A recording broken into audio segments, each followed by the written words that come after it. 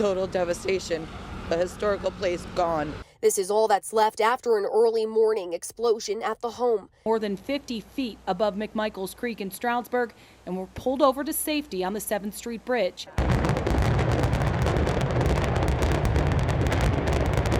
None of the 3 swimmers were wearing a life jacket. In the daylight, we got our first good look at Freen. A gash across his nose and bruising above his one eye. This is exclusive video that we have right now at the Birchwood Resort, the Birchwood Pocono Air Park in Pocono Township.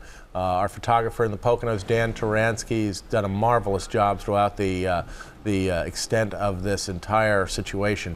This is his video. As we reported, it revealed what police took from Koberger himself at the time of his arrest. Christ died, Christ is risen, Christ will come again.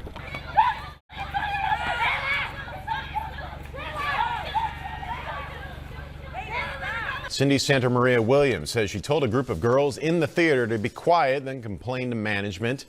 After the movie, she says they were waiting outside and attacked her and her sister-in-law. What looks like a murky pond from Skycam 16 is actually the Lansford Community Pool. We win Pennsylvania, we win the whole thing. You got to get out there. You got to win. And on this particular morning, the frost on the grass delayed the crew from getting out on time. You should expect it, but it is a little abnormal this late. Some may call it the perfect bubble bath, but for borough officials here in Lehighton, this soapy mess is a nuisance. It's a shame to demolish something that, maybe some young couple wants to start a business and this could be their start.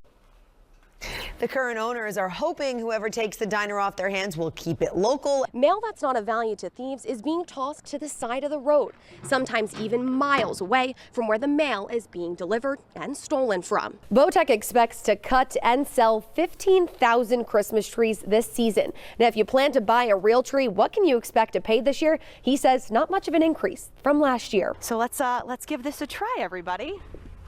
Woo! Ah! Oh, that's so great. Amanda is a woman of her word. She is. Great job, Amanda. She's not going to want to come back to the morning show. No. Stunning images after flames wrecked a building that stood for more than a century. The fire at the iconic inn, our top story on Newswatch 16 at 6. Good evening, I'm Scott Schaefer. Charl is off. That massive fire tore through the inn at Pocono Manor near Mount Pocono. And that is where we find Newswatch 16's Carmela Maddaloni. She's been following this story all day. Carmela. Good evening, Scott. This fire started at 6 o'clock this morning. It's now 6 o'clock at night, and just take a look at this. Crews are still here trying to battle the flames and smoke. There are even junior firefighters here after they got out of school this afternoon trying to help out as best as they can. Now, as you can imagine, this has been a very emotional day for many people here. The Inn at Pocono Manor is more than 100 years old, and people who worked here and people just living in this community are devastated. The inn was expected to close at the end of the month for a major renovation project, but this fire closes the doors earlier than anyone expected. Devastation. Total devastation. A historical place gone. Heartbroken and stunned. That's how people felt as they watched the iconic inn at Pocono Manor near Mount Pocono burn. The fire started around 6 in the morning. Eliza Brown from New York was staying at the inn. We didn't think it was anything. We just put on clothes on us and came downstairs to find out what was going on.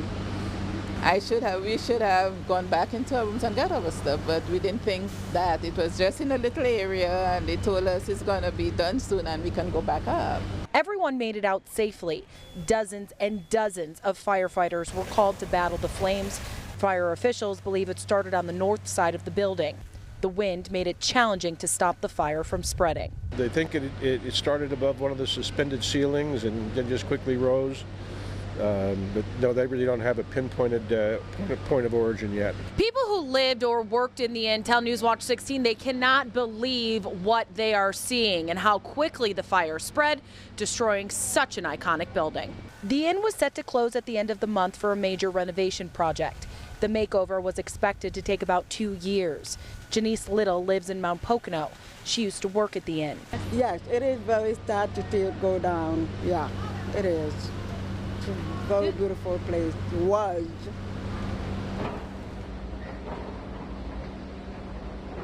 And Scott, people could see the smoke here for miles. And as you can see, there is tons of debris here, even still some hot spots that crews are trying to battle in all of this debris. It took them hours to knock the inn at Pocono Manor down.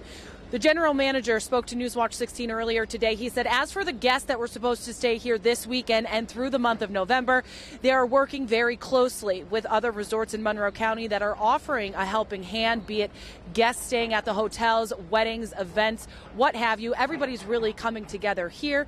The general manager also tells Newswatch 16 that the owners of the inn at Pocono Manor, who are out of state right now, do plan to rebuild. Carmela Mataloni, Newswatch 16, reporting live in Monroe County. Those are some images. Carmela, thank you. Tucked away on East Columbus Street in Nesquehoning, you will find a hidden gem down these stairs. Best darn pizza you can buy, I'll tell you that right now. New Columbus Pizza has worked out of this kitchen in the basement of the Saramelli home, which started as a catering business in 1958.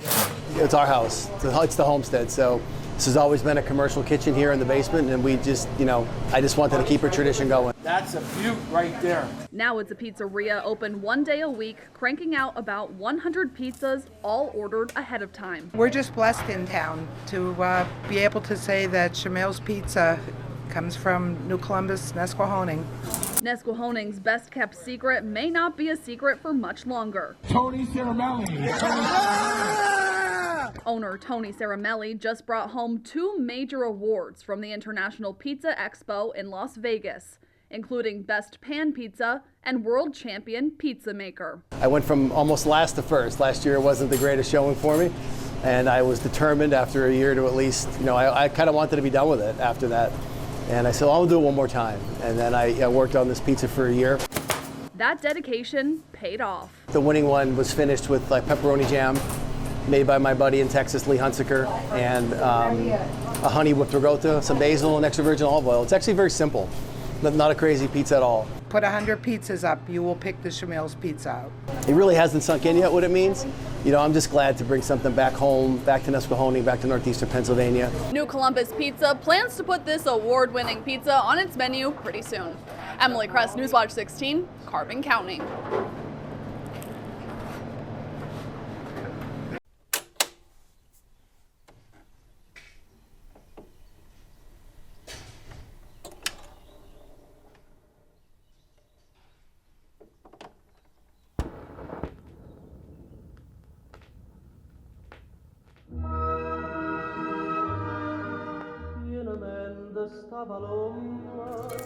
For Carlos Cervantes, the search never gets old. I usually just go in, in hopes of finding maybe something from Australian bands from the 80s. Music from before he was born on technology even older. I think I started about 2 years ago. The internet makes it easy to find. It's so much easier to just get music, but also I think it's like a double-edged sword. Not everything inside Breakaway Records in Austin is old.